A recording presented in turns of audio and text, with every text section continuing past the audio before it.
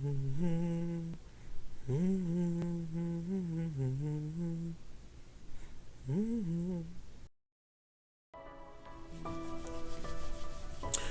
up, everybody? It's your boy Artfullyrandom from the Media Marauders.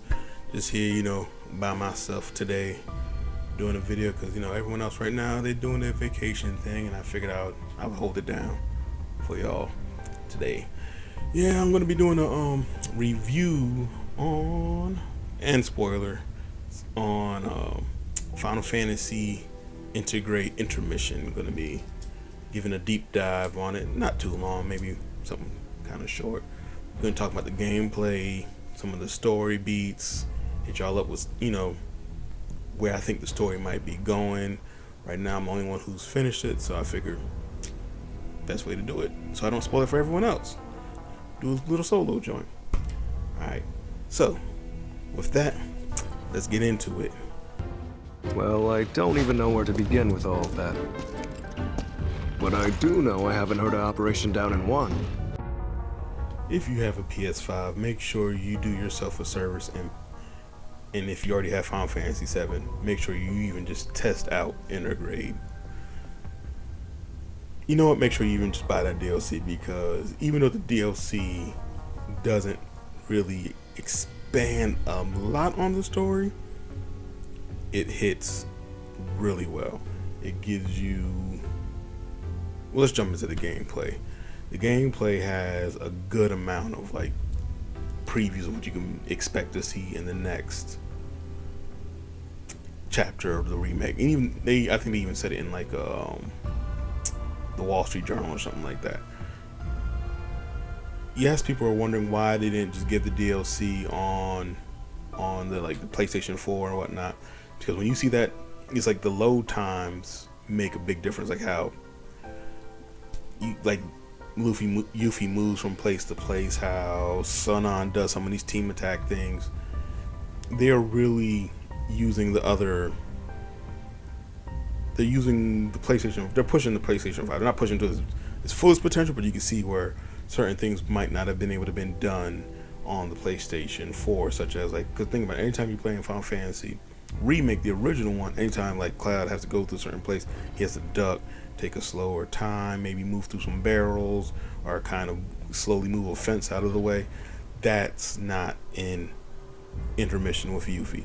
Whenever she needs to do something, she just hops a box, she slides down. It's you can see where they're loading in the world faster. They're not having to worry about, well, we gotta hide the load. We just keep it moving. The lighting, the texture, the coding, all those things, like people said they fixed the door. All that stuff is on point. The battle system is it's different. It's different. The battles using Yuffie, they hit a special way. Such as when I think she has I don't remember it being in the original Final Fantasy VII Remake, which is a weird thing to say. But she has instant guard, which is kind of the Dark Souls-ish, where she can parry attack and do a full defense or something. And she has instant, if you dodge at the right time, it bases it moves her ATB gauge up. The fact that she switches between her long distance, close distance fighting stances, and then when she uses Sunon, which his character alone, to me, opens up the idea of bringing in more NPCs that might be used here and there. Which I'm telling you, it's worth it. And then there's so much that they added. It was I think it was 2 or 3 hours of gameplay. Kind of rambling a little bit, so yeah. Even some of the mini games they had, which they did a Yuffie version of the box breaking, and she did it. It was cool. It wasn't as easy to do as I did with Clouds. I don't think I even as I'm recording this, I don't think I've even 100% of that yet. I did the Fort Condor, which I would love for them to put that into their own a cell phone game. If the Fort Condor dropped on cell phone, I would probably sink hours into it, which I'm hoping they make sure to bring that back in episode 2 or whatever they're going to call it, because I don't think they're going to call it Remake 2 for some reason. I just don't. But yeah, I'm thinking like if they can bring that, if they could do that like full force of Fort Condor, I'm gonna be happy. And if they could do like some kind of like, I guess cell phone game. I don't know. They don't really show cell phones in Final Fantasy VII Remake, even though they had flip phones in the original one, which is a whole different thing. But yeah, back to the battle system. It's interesting because Yuffie being an all-arounder, which I'm really hoping to like, can't wait to see how they put her in with the rest of the group if they do. But her being an all-arounder, she has the ability to switch between different like elementals that she needs to use, or long distance, close distance. She has shit. I want to say a shadow clone, but it's not. It's like she can do like that log technique to jump out of the way, which that in itself comes in handy big time. She's just a fun character to play as. Like, it's not a big departure from Remake, but you can see where it's going. Sunon, you don't actually get to play as him. He's more of a NPC that you can send commands to. So using him is kind of like the original commands in Final Fantasy VII, where when his ATB gauge hits full, you just hit like R2, tell him to use magic, tell him to do a special move, or you can force him to link up, and then you can do like sync special moves. That's where with those, man, the sync special moves have so much potential in them. I can see those going even further, like in the next one, which I think they said they're going to add them. So I'm hoping to see something like with Barret and Red 13, because if you play the original, you know, they kind of have like their tit for tats here and there. Can't wait to see what they do with I know Cloud, or even Red 13, and Red 13 is one of my favorite characters. Red 13 and Aerith, I can see her having a move. Can't see Cloud really working well with anyone yet, but maybe Tifa. They might be able to do some of the stuff from like the movies and whatnot. Well, yeah, that's it on the gameplay. The gameplay, no, not too much different. I don't think I'm missing anything. But now let's get down to the story. The story. Now that's something in itself. It's a contained story. It follows Yuffie's trek into Midgar from when she first got there. Which, if you played the remake, you never actually I don't think you really knew why Yuffie was on that continent. This one gives her some like actual reason for being there, and gives more detail into her story about being a materia hunter. Like, she's in there, she's hunting Shinra's top secret materia, Sunon. He's there, which is like, they explain he's another Wutai agent who's there to help Avalanche kind of topple Shinra. And then there's like 3 other characters from Shinra, from Avalanche that you meet up with. They go into the details of why there's different branches of Avalanche, because they look at as Cloud's team as the more extremist terrorist group of Avalanche, whereas the group that Yuffie's teaming up with, they're more of a like, they want more free and fair elections. They don't want to just be dictated to by Shinra. They want to have more of a part in freeing the people from just being under authoritarian control, which is cool. I'm trying to think of anything that really stood out that needs to be known, but that part was kind of here and there. You do run into some of the characters, like you get to see what Jessie was doing when she hurt her ankle from the whispers. You get to run into Roche when he's looking for Cloud after the whole situation.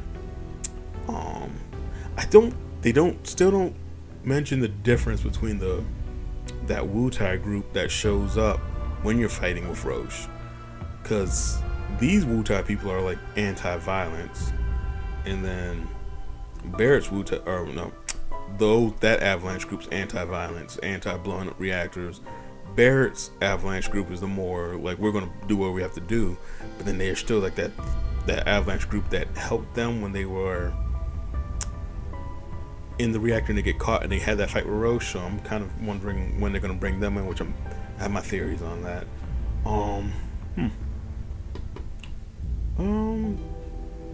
you find out some of the like what happens, how like they show how Tifa ended up getting picked up by Don Cornelio's dudes, and it shows you part of that process even further. They go a little more deep dive, which again, it's nothing that you really need to see unless you're just really that big of a Final Fantasy fan, which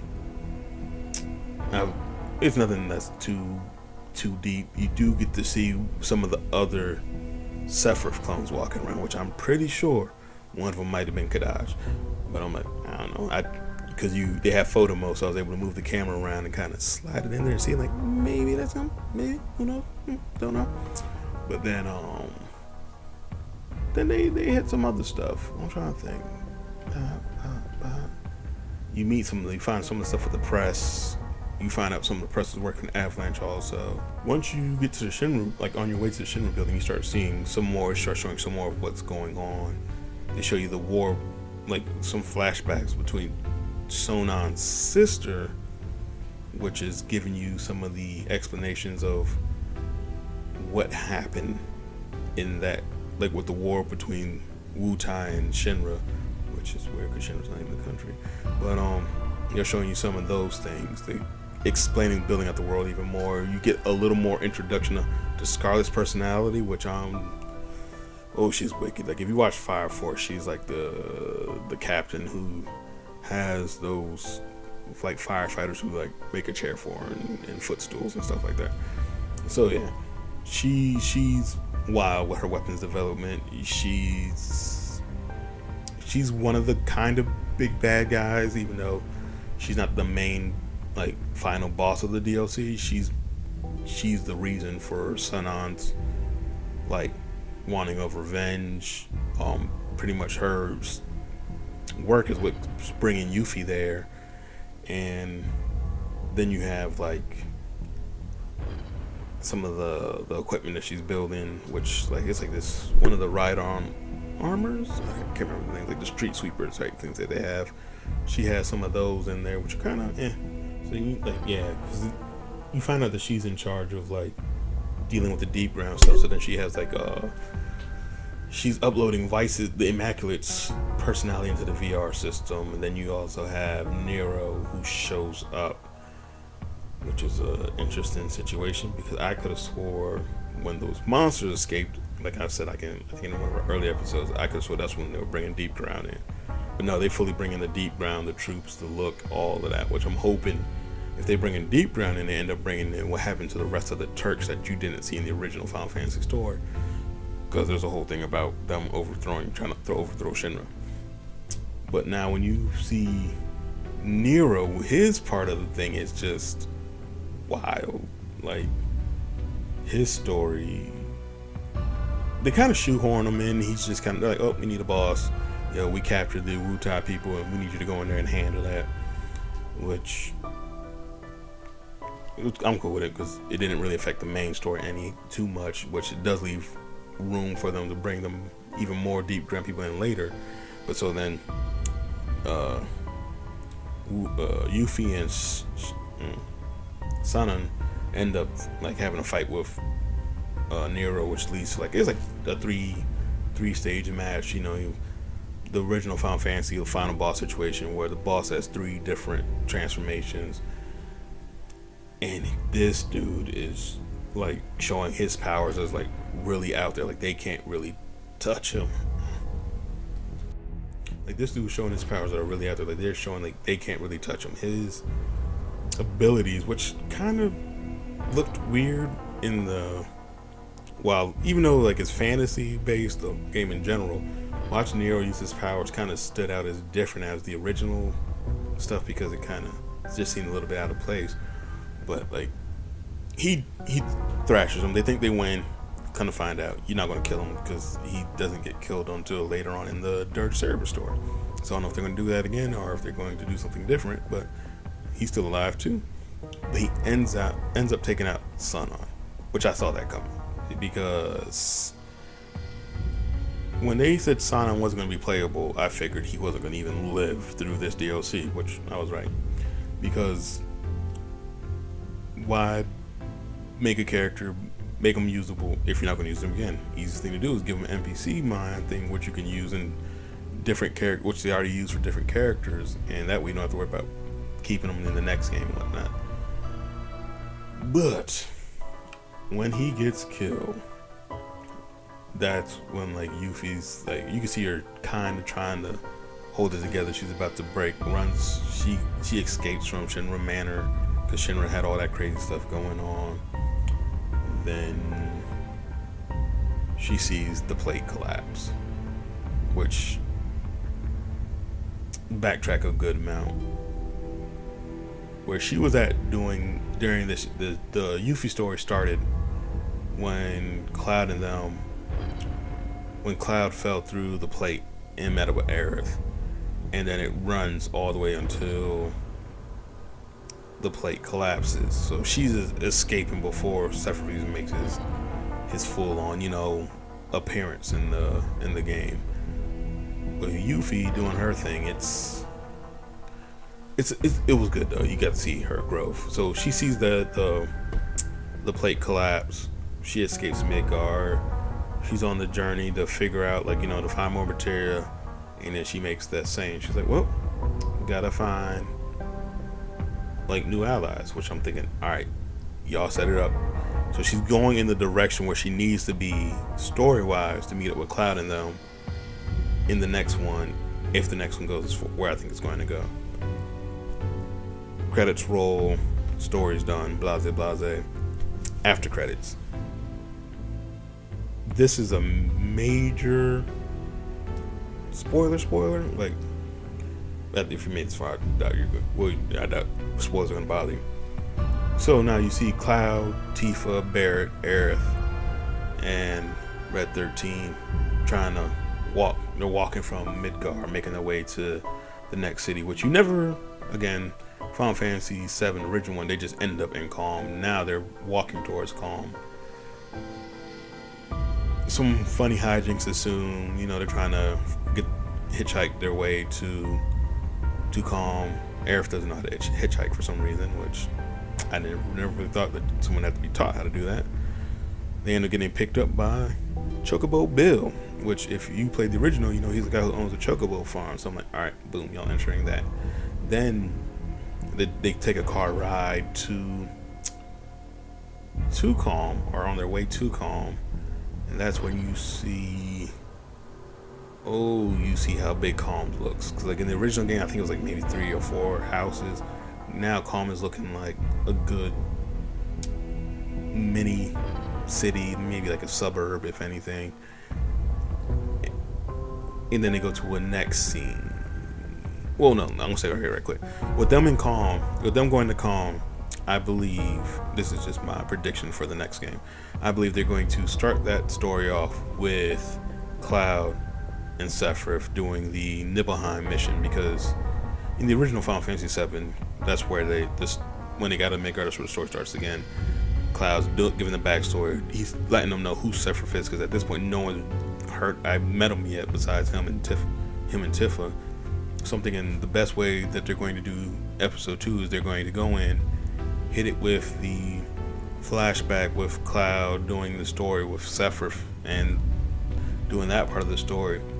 That way you get to remember how to play the game a bit, see some of the team up attacks, because then if they do it that way, you can only have 2 characters. So you're going to have Cloud and Sephiroth, so you probably have the team up attacks between those 2, which will be pretty awesome. And that way they're going to be able to show you the new game mechanics that came from the DLC without you having to have played the DLC. So that's probably gonna be a couple good hours of that. Then I'm thinking the story's gonna go from there to Chocobo Farm, which I don't think it's gonna be too much about the Chocobo Farm. Probably that's gonna give you the first taste of somewhat an open world, however they figure out how to deal with that, because it shows that Calm is not really close to the Chocobo Farm when you finish the DLC. You see Chocobo Farm or Calm's up one stretch of highway, Chocobo Farm's down the other stretch of highway, so there's some time. Then I'm thinking Chocobo Bill, blase blase. To me, I'm still, after playing this DLC, thinking the story's gonna go all the way to Junon. And then they're gonna, if it goes to Junon, they're also gonna be able to bring in the Fort Condor mini game from the DLC, which I'm fingers crossed hoping they do, because I'm telling you, you gotta play that DLC. Then after they show, okay, back to the main story. After they showed Cloud and them going to Calm, there's another scene that pops up. This scene is of Zack going to the church that Aerith used to run, and that's because that's where he met her at in Crisis Core. So he's going there, and he gets there, and then he sees like everyone crying, because I'm thinking in this world Aerith is dead because he lived for some reason, which I don't know where Cloud's at, because he was carrying Cloud with him. But so he gets to the church, everyone's crying, there's no one there to give them refuge. So I believe some people are thinking the world's converging, and then he just got there after they left on their journey, no longer getting there like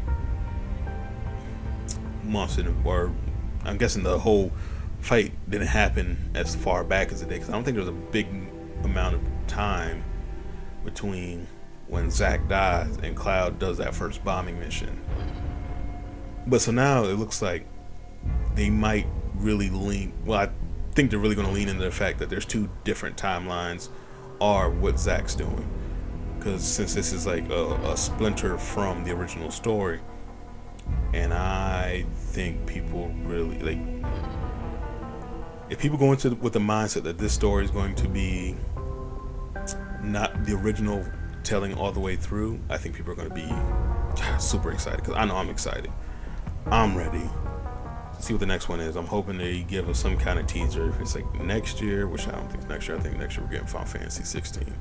But if it's like 2022 or if it's 2023, I kind of hope that they give us some kind of like information on what's going on, because I don't think they stopped development. I don't think they really, yeah, cause I don't think they stopped development. I'm thinking that this DLC came from them testing things for the second part of the remake. So I don't think this was like an even planned DLC, but they kind of gave it like a reason to exist. So yeah. What was that? Trying to think if I forgot anything. Well, with that, now I'm saying, yeah, if you have any questions, I'll be happy to hop into the comments and answer what I can from what I've played. So please drop comment, drop questions. I hope y'all take the time to play it. If you aren't like not bothered by spoilers, even if you are bothered by spoilers, I really think you should do yourself a service and play it if you like Final Fantasy VII Remake, or if you like Final Fantasy VII in general. So with that, yeah, comment, like, subscribe.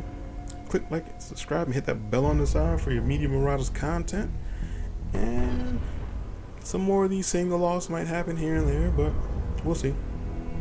I'm out. Mm-hmm.